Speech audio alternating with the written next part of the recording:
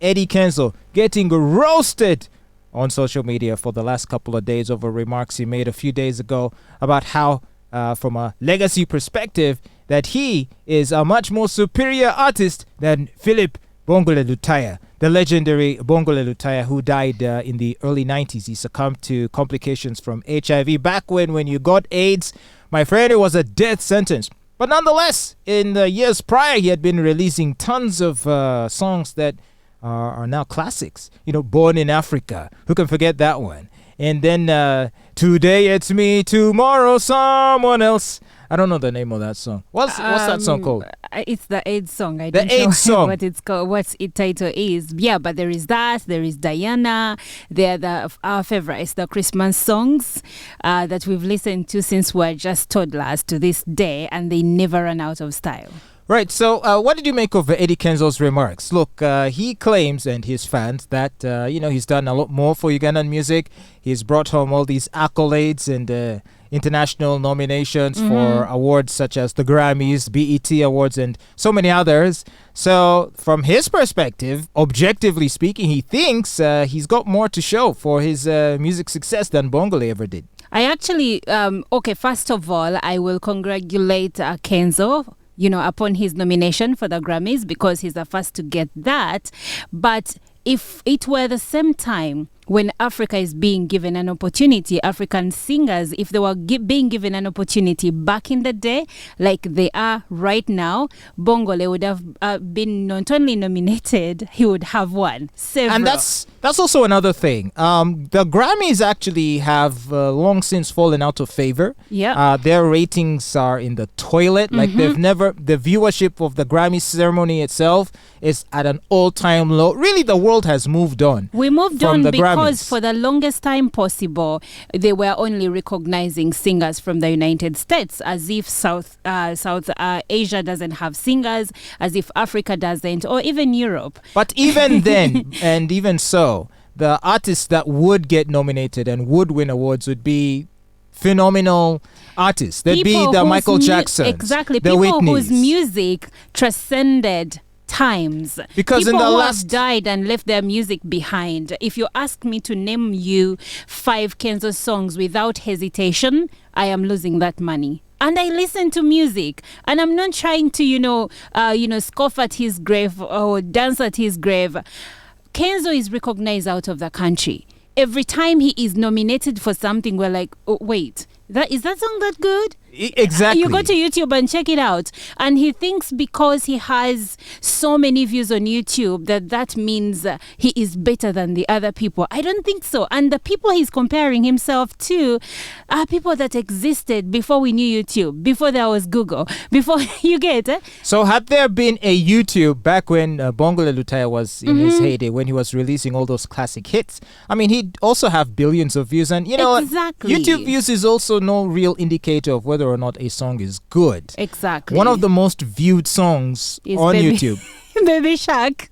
The most watched. Okay, that one's a classic. Viewed. I will not let you say anything wrong about the Baby Shark song. It's a beautiful song. I know. All right, I'm kidding. But like Gangnam Style by the Korean artist Psy, yes. right? I mean, really, it was just a gimmick song. Like it just sort of enjoyed a viral moment.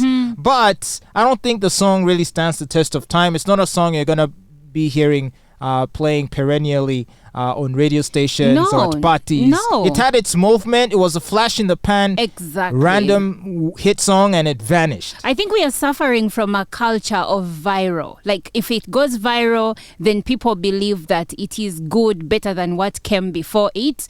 It's like Ego's production. I don't even think you know it. But I know that.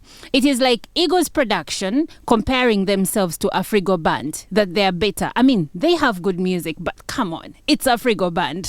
So that's right. Legends should not be touched. It's like, who is the biggest pop singer away from Michael Jackson? Who do you know? Maybe Madonna.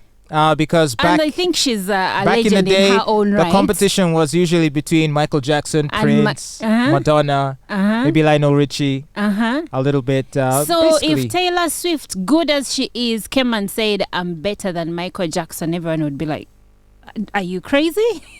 Yeah, so I think, look, we can congratulate Eddy Kenzo for his accomplishments, although in all fairness, there are questions to be asked about how it seems that he's the only one that gets picked for these international awards. There is an artist, I don't remember his name. Was it Michael Ross? Who was it? Big Eye, who said that Kenzo has connections to people, in big places at record labels, and he keeps those to himself. That's how he ends up being nominated. Whereas other artists that are not that are better than him do not get their time of day. Of course, that is an allegation. We don't know for sure if it's true. Because, well, as far as Uganda is concerned, I can think of many other artists whose music seems to be making more of an impact. The King Sahas of this world, the Grenades of this world, like they seem to be more culturally relevant than Kenzo at the moment. But do you think people outside Uganda are looking for culturally relevant? Maybe there is something there is something maybe we are intentionally not seeing in Kenzo as Ugandans. Maybe we just don't want to give that guy his flowers. It's not that he's not talented. It's just, in my humble opinion, I fail to see the extent to which his talent far surpasses that of his contemporaries to merit the attention he constantly is receiving from these international music associations and institutions. There is something amiss about this. And in fact, I saw an interesting exchange on Twitter between the person handling the RX Radio account on Twitter and a certain lady. I forget her name. I think she's called Angela something. But she's the wife to Eddy Kenzo's co-nominee. You see, Eddy's nomination for the Grammy was a collaborative song that he did with a certain American artist. Okay. And it turns out that the woman Which song was that, by the way? Who even knows? I've never even heard the song. And it's not because we are trying to throw James at this guy, but apparently I don't know the song. The lady is a member of the Academy.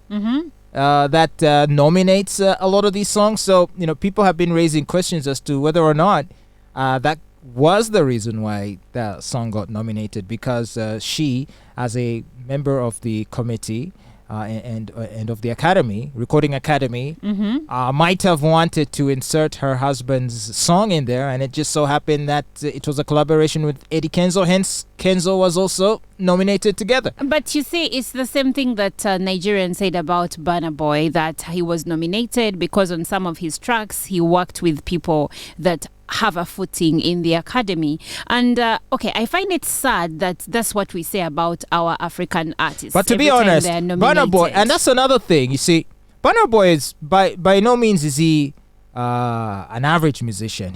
I would rank him as above average, but in the past year or two, I can think of several other Nigerian artists whose music has made a big splash. And yet they aren't really the ones being recognized. There seems to be a lot of politics in the way music selection works, in the way these awards are nominations. But why is it that it is only us Africans who say that about our nominees? But that's not well. Do you remember? I think 2 or 3 years ago, The Weeknd boycotted the Grammys. He's like, there's corruption because he hadn't been nominated. That too. Chris Brown also they do complaining. That when they at one time were trying to boycott the Oscars because African stars or African American stars were not being nominated for the Oscars. Yeah, there was that. Oscars, hashtag Oscars so white. But anyway, regarding the spat that seems to be going on between Eddy Kenzo and the fans of Bongole Lutaaya, I think it's not an argument that you can where there is a clear winner. It's one of those things where there is a clear winner. You shouldn't hang on. It's one of those things you shouldn't even attempt the argument. The argument should not be taking place. Don't say it. Don't talk about it. Do your thing. Make your music. Thank you. And let the fans opine on who they like more. But for you to come out and claim some sort of superiority over someone regarded as a legend, it just leaves a sour taste in a lot of people's mouths. Thank you. As in, you are there. Leave your mark. Let us talk about you when you die or when you're still here. For instance, Chameleon's show that didn't happen because of the rain. I remember seeing many posts where people were talking about him, saying that he resurrected our music. There was no comparison. They didn't name names. They didn't bring Afrigo band into the picture. They didn't talk about Bongole Lutaaya. No one talked about Maddox Sematimba. And these are guys that are prolific in that field.